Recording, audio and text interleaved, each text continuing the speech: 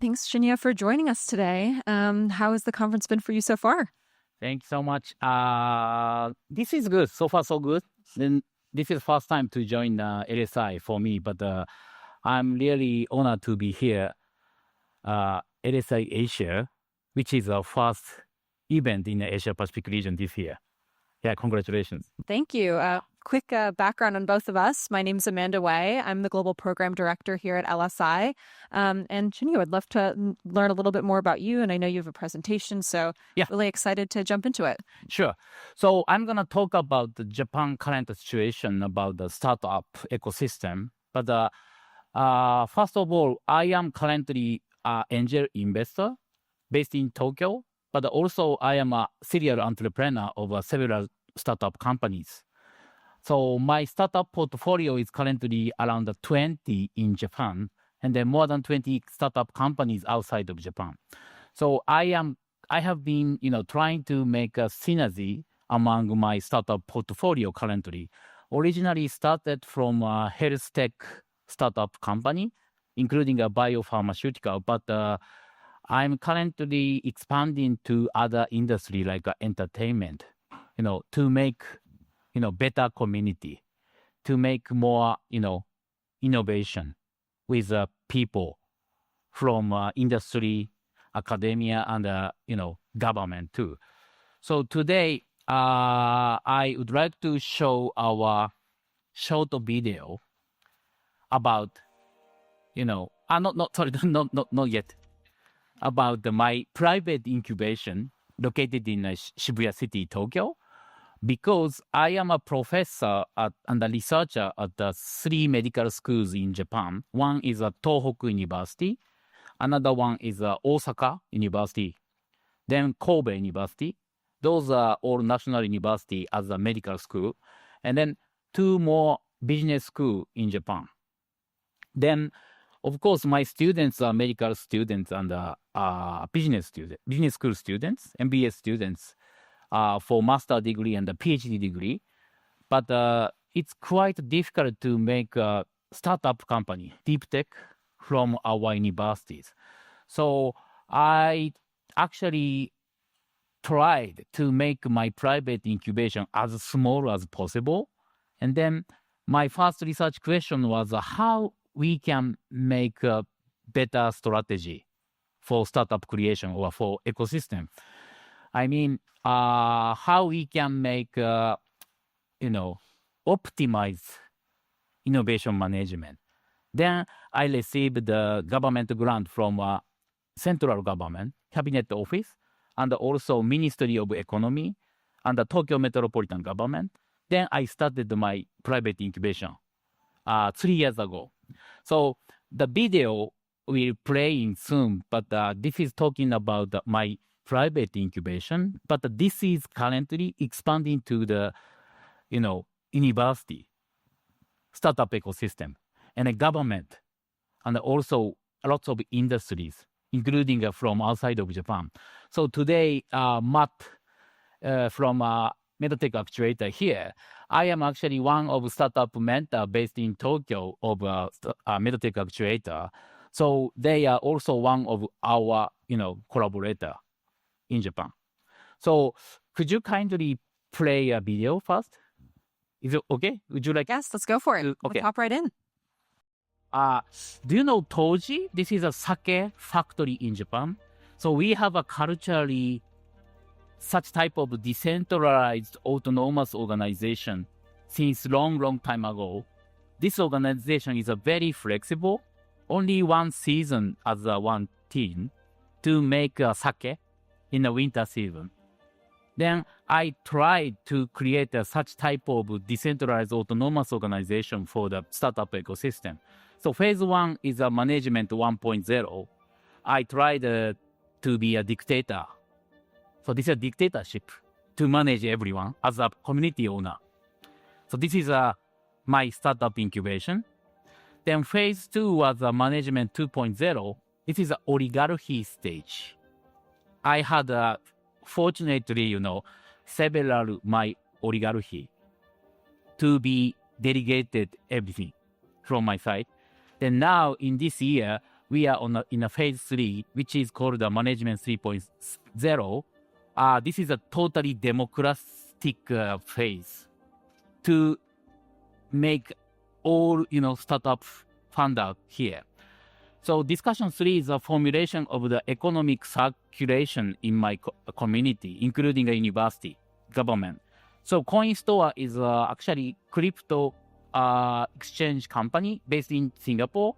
So we created the Dicto token last year for our fundraising, which is called token financing from crypto space. So this is actually last year I was panel speaker at the panel and the session for the event. This is in Dubai. That was Singapore. So to let people know in the world what we created from Tokyo, Japan, and then how we have been collaborating with people, industry, government, and university. So this is a Dicto token based circular economy in our community. We have a lot of actually projects here. So, but first of all, of course, we didn't have a collaboration with the university or health tech or medtech industry. But now a lot of medical doctor, physician, researcher, scientists are joining in our community. So this is a hotel accommodation business at the Mount Fuji area or mountain area. This is an old, type of Japanese house at the local area. We have, music live. We have a program with the kids. This is my Tohoku University. And then we had incubation related event. And then we created a 3 startup company from Tohoku University with our community. And then Kobe University, Hosei University, which is a business school. Nakanoshima Cross is one of huge health tech incubation in Osaka. So this is a logo of our worldwide partner. So Medtech actuator is here actually. So it's quite quicker and easy to manage for the innovation from not only industry but also academia, government. We are like a community for the innovation management. So I'd like to start our discussion today from my current activity like this.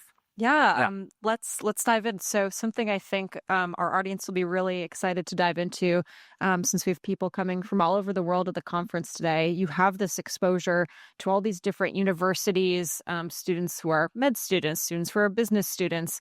As you've navigated working with these students and bringing them to some of these partners, what has been the general feel of how these Japanese students think about innovation? Are they coming to you wanting to innovate? Are you approaching them saying, hey, you're working on something really interesting, you should think about taking more of this entrepreneurial path? Yeah. Maybe just what does being an entrepreneur mean in this Japanese community? Okay, so this is a good question actually. So the reason why I try to create such type of flexible community is as probably you can imagine, Japan is a very conservative, sometimes slow, not open-minded to expand to global, for example. Always working together within Japan, market or organization. So people are currently very much, encouraged by government and of course university too, to create a startup ecosystem or startup company too. But it's quite difficult. And the very typical type of accelerator program, like a lecture, they are not so much, flexible like, global people. So I wanted to create like this, club activity to discuss, to have a party or networking, meet up. And then easy to connect to the, for example, professor, researcher, medical doctor, physician, and then government people. So this is the place actually. So this is actually workable currently. rather than other typical type of incubation or accelerator program in Tokyo or Osaka, because people have been like happy or enjoyable, like as a hobby, after 5 p.m. or in the weekend. And then our result actually, 15 companies, 15, have been created from my incubation. And then 3 of those are collaborating with Tohoku University. And then another 3 startup companies have been joined from Osaka University Medical School.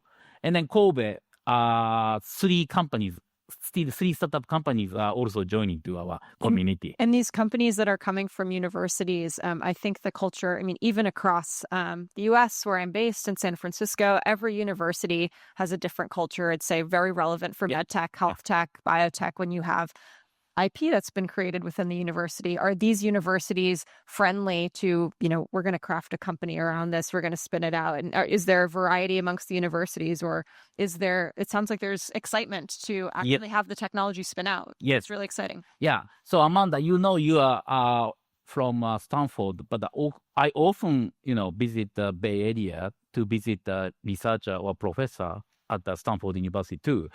I know your culture, very entertainment place. Yes. Easy to connect the people.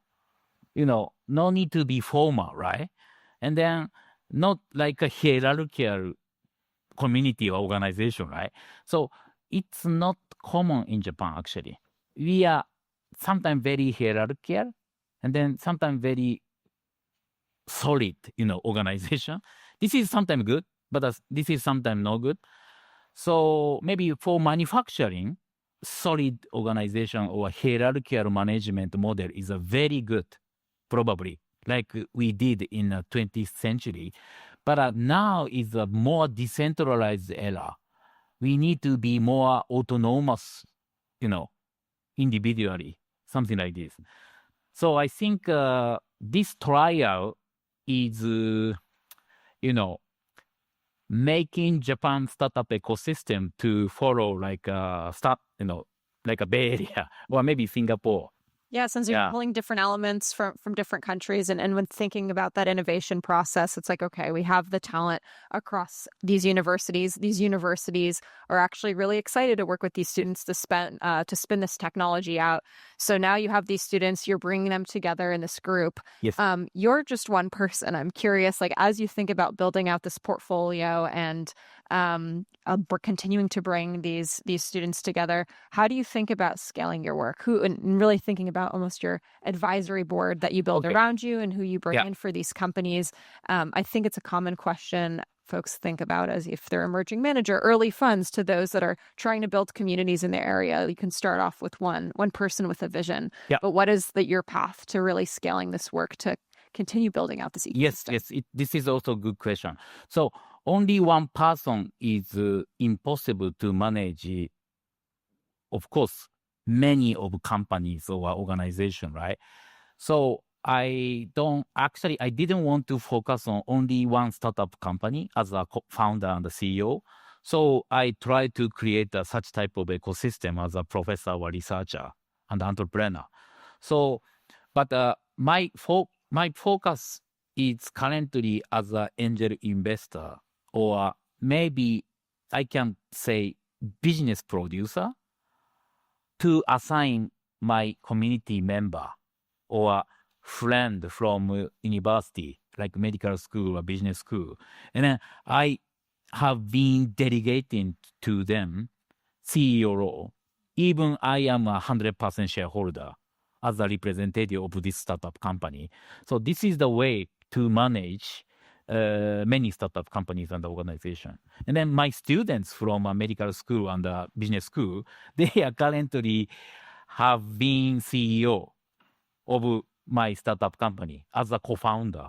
So this is like, how can I say? A bit of a venture builder style. Yes, like all different builder flavors, and it's you're co-founding these companies with them. Yeah. And it sounds like having the exposure as a researcher working within universities. It sounds like you can almost do a bit of that early diligence, early vetting of if a company almost should exist from your work before writing that first check. Yeah. And we have other investors at this conference that Yeah. they're doing this at scale as well. And so seeing, I think what's nice about having it a little bit more intimate, and like you said, you can call up those in your Yeah. community, bring them in, hopefully bring them to LSI at some point once they're ready to grow. But Yes. maybe let's talk about those in between stages and maybe some of the blockers before they're ready to come to an LSI Asia. What are, whether it's related to Japan or just early technology in general, what are you seeing right now as some of the blockers or things that make it difficult to really start building a company in Japan? And you're an angel investor, but are there other angels that are looking to invest in medtech, health tech? Is that a barrier, looking to find financing outside of Japan as a path you could go, or is it really around the talent? Okay, good question. So the difficulty to, create a startup company in Japan is we need a more diverse, community. We do like only within Japanese people. This is a no good situation, actually. For example, in Singapore, very diverse, right? Even in Asia. It's, other countries as well in Asia-Pacific region. Only Japan is a very closed and not diverse community because our market is actually big. So they don't need to think about to go to outside of Japan. For example, Singaporean local startup company, I have currently 5 companies here as an investor. When they start a business, they always think about the global expansion from Singapore because domestic market is much, much smaller than Japan, right? But Japan is bigger. So people usually don't need to think about that. But I think we need to think because no exit after that. Right. So this is one thing, not diverse community. Then another point is,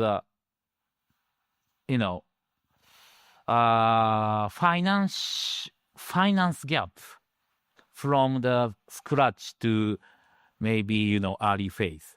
No angel investor, almost at all. Then several venture capital fund compared to other countries, very small. So I really want to involve a global venture capital or angel investor from outside of Japan because our science and the technology service are really good, actually. But no one knows from outside of Japan which professor, which researcher, which entrepreneur has what kind of product or technology IP. They don't know totally. So we need to more promote, Japanese, startup opportunity, I think. Yeah, I'm starting to see, even recently, actually a few weeks before coming to this event, I feel like only very recently have I started to see more of these Japanese ecosystem events happening in San Francisco, starting to build out the Japanese community in San Francisco, and it's figuring out how to cross these borders. And really, like you said, like what does it take? Is it building out a playbook? Is it having some sort of platform that, investors, innovators that are interested in Japan? Is it bringing people and bringing them on a tour, showing them these innovation stories? But are there any success stories that you can think of that you're like, this happened once, this is successful, or we had a company that was doing very well and then they left, but this is a Japan success story and people may not realize it, or not yet, and maybe we can discuss what it would take to have that success story in Medtech. Yeah, I think so. So I hope, for example, LSI, such type of event can be connector of, between, global industry or probably government, academia too, and the Japanese, market or, players. This is really important to discuss more. Yeah. And then one more thing, our startup exit strategy is only IPO in Tokyo growth market, which is like NASDAQ or something like that, for the very low valuation after IPO compared to others. But all venture capital in Japan, I mean, for Japanese startup companies, are all Japanese venture capital. That means everyone think about the IPO in Tokyo only. So, but my startup portfolio outside of Japan, investors are very international. And then they are leading our business as a, of course, stakeholder, right? But Japanese local venture capital is like a banker. And then they don't lead the business itself like global investors. So ideally need invite or maybe connect a global investor to Japan. And also, incubation like a Medtech actuator or like a LSI to, encourage more people and organization. Yeah. Yeah. Maybe let's take a shift to something a little bit more fun since, as you showed in that presentation, you have quite a breadth to all of the areas that you invest in. I'd love to tie in learning more about what areas are really exciting you now and maybe which have the most opportunity in Japan. There are companies here at LSI, actually coming from the US, that are looking to countries for Japan, seeing opportunities that might not exist in the US quite yet. Market size, actually, one that stands out to me is I've been seeing in the fertility space. Even if a company in the US were to sell their technology to every IVF clinic, that actually wouldn't be a venture scale. But with all of the incentives that exist in Japan, some of those companies that might have died out in the US just because they aren't able to reach scale, aren't able to get reimbursement. In Japan, an area like IVF fertility is actually something that is paid for, covered. They're really looking to make investment in that space. Yep. Are there any other areas that are top of mind for you, areas that you have invested in, areas that you're looking to invest in areas that, globally people should think about coming to Japan to maybe build in because there's a unique opportunity there? Yeah. Good question. So related to Medtech or health tech, it's really currently popular in Japan because, as you know, in Japan we have a huge population in the world, and also we have a lot of issue for the highly aging population, right? For example, like dementia, Alzheimer's disease, and then senior care, management issue, and the government pay a lot of money to those, field. So the currently Japanese central government, like a cabinet office, Ministry of Economy and Health, they have been strongly focusing on the health tech industry. So they have huge government grant currently. 10 years ago, nothing, almost nothing. But since 5 or 6 years ago, government had started to invest as a research grant or startup ecosystem grant to university, to incubation, to, of course, each company or entrepreneur. So I think healthcare, medtech, biopharmaceutical industry is one of the attractive, I think, field for the investor or maybe a stakeholder from outside of Japan. So maybe Matt from Medtech Actuator knows about the a movement in Japan. Now a lot of people, government is really keen to collaborate with a global organization or people.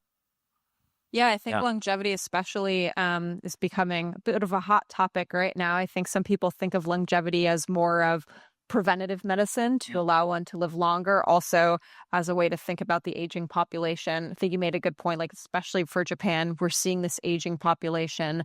I think it's interesting that you work with these medical students because they're going to be working with these patients directly in the healthcare system. Do you think that the healthcare system has the ability to handle all these patients? Is this an area that you're seeing a lot of these companies start to build around, or is there still a gap of, hey, as someone who's an investor, I'm seeing this need.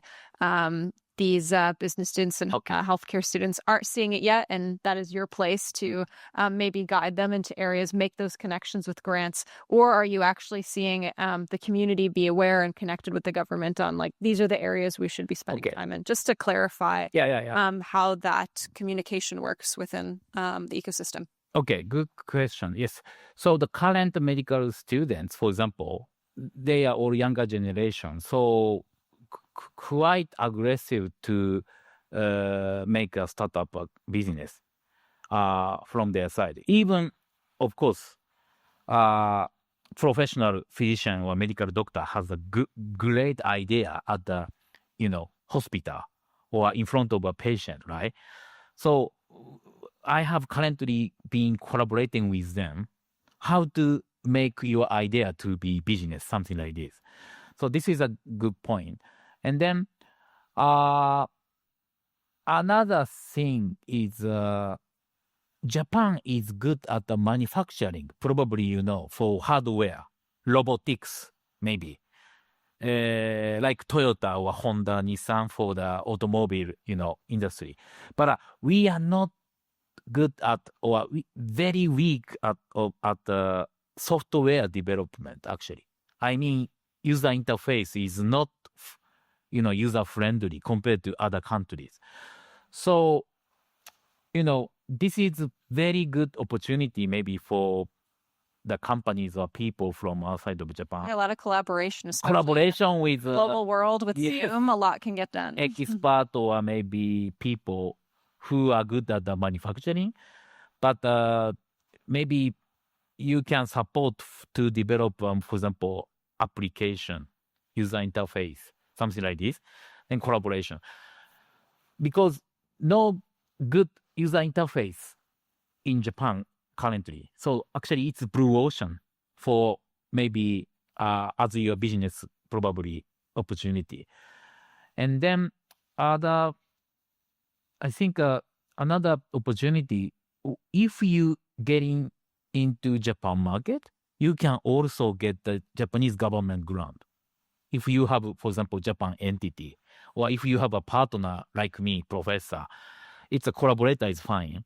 And then it's not small, like several million USD we can get for clinical trial, for application development. I mean, senior care, DX, digital transformation, something like that. A lot of research topic from government. So, but no one knows at all as of now. And then they need a collaborator from academia because this is a research topic. Power to startup company from. Yeah, very similar to the US. Yeah. So I know huge grant from US government. So this is good, how can I say, budget to cover, finance gap from the scratch, right? So one of my startup company from Kobe University Medical School, the dean, my boss, Dean, is founder and CEO. His strategy is very smart. He has been managing his biopharmaceutical startup company only with the government grant. No investment from outside. Yeah, it's smart in today's world as well. Yeah. A little, instead of raising or having all of that capital up front, really getting that product market fit, really, we call it now like seed strapping, where maybe you have a little bit of venture angel money, but really being able to prove out during this grant stage. And, if that company were to move to the US, they would actually be a bit further ahead than some of the companies that are purely grant funded, because you have to think a lot more thoughtfully, survive with that less capital. And then also with grants, normally you're restricted to, well, what was the grant application? There's less of that room to pivot, which can be tricky, but also make sure that you know exactly what you're going for milestone-wise when you start. True. So this dean has received totally 10 million USD from the government grant. Which is still very good for a grant. Good, That's, right? And then he is currently starting a fundraising from venture capital with a higher valuation. This is a very smart, actually, approach. So Japan is now good timing to have a collaboration with such, government grant or local researcher or professor. And also no very less entrepreneur, founder and CEO from outside of Japan, based in Tokyo or Osaka. So I think, for example, students from Stanford or other countries, university, if they can move to Tokyo or Osaka, it's good, I think, a chance. Yeah, bring the talent over, see if they, especially if they're working in an area that is very relevant for the Japanese population, build out that initial product, and then have that global mind to move forward. I love that. Well, let's spend some time. We have a few minutes left to do some questions from the audience. Would love to welcome anyone up to the mic. Ask Shinya about the Japanese ecosystem. Yes, it's right here in the middle. About innovation, his work. Yes, hello. So your name and then question. Yeah. Hi, good morning. My name is AJ. I'm from the Mullings Group. Shinshan, thank you so much for your presentation. I'm really curious on the talent side. I work in talent and executive search, and Japan is one of the areas that I cover in APAC. But one of the things I notice is executives from large companies don't always like to take that plunge to work with young medtech startups, right? I mean, culturally, hierarchically, as you mentioned, there's a real dissonance on, I've got to build loyalty. How do we change that mindset? How do we encourage experts to take a chance on young medtech? A good question. And thank you so much for your good question. And this is really difficult, actually point for Japanese people. But how to encourage them? I think one of the answer is like my current activity, I believe.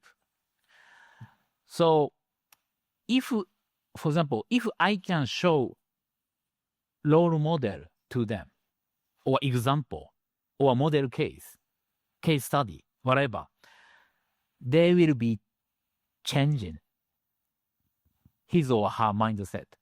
So the reason why this is quite difficult is there is very less case study in Japan.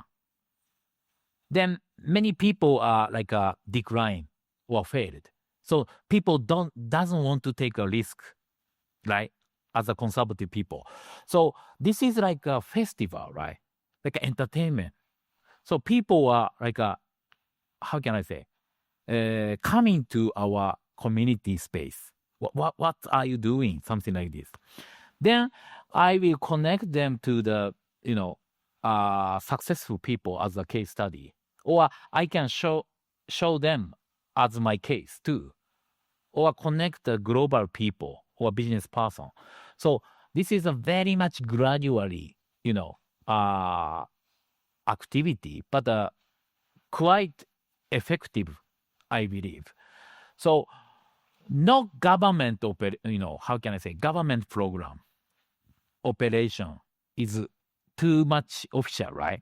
So more community driven is super important. So this is actually my point.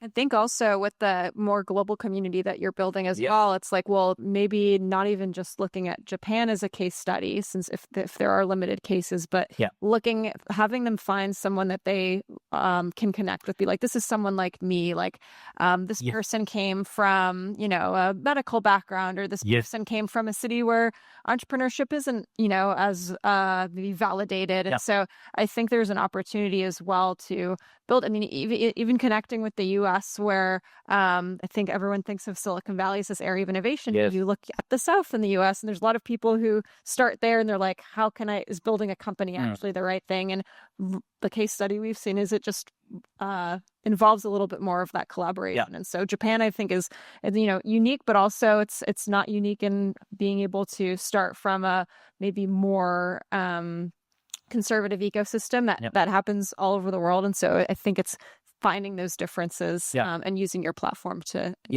good point. So let me tell you one example. Sorry.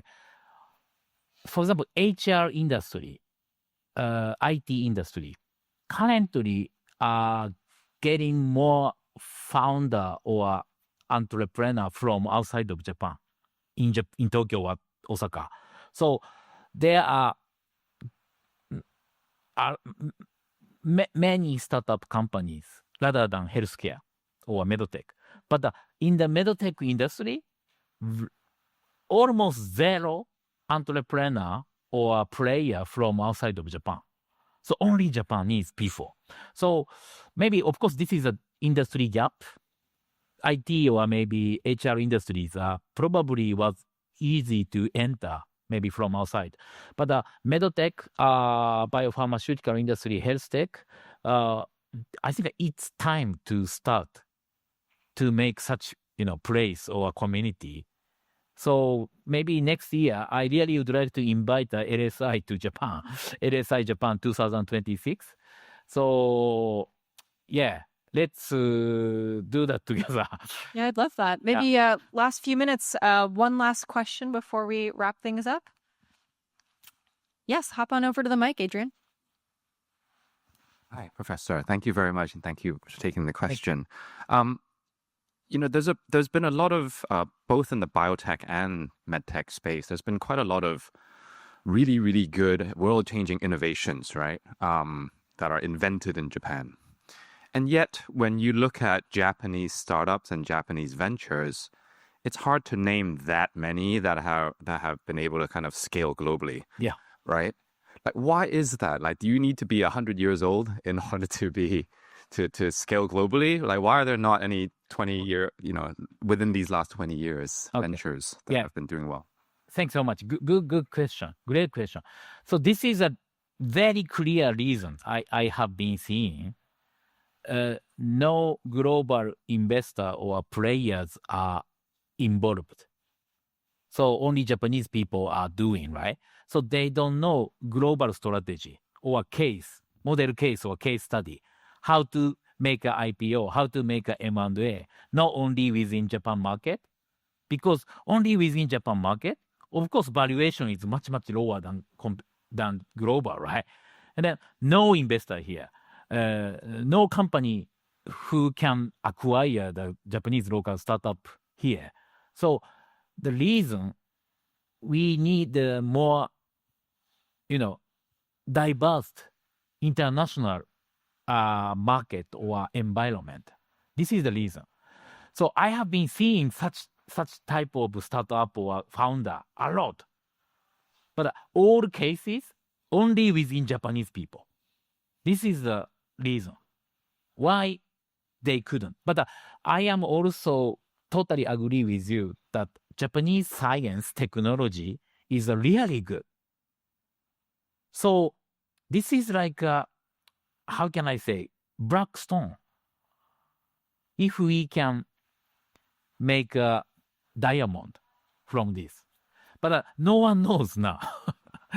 So I am now trying to find such founder or technology or IP to get more outside of Japan. Thanks for the question, Adrian. Well, thank you so much for attending. Thank you for sharing all of your insights. It sounds like there's a lot of potential. Excited to work with Japan as LSI and continue to bring these startups to the LSI community to connect them with global investors. So let's continue to work together and enjoy the rest of the conference, everyone. Thank you. Thank you very much. Thank you, Amanda. Thank you. Thank you.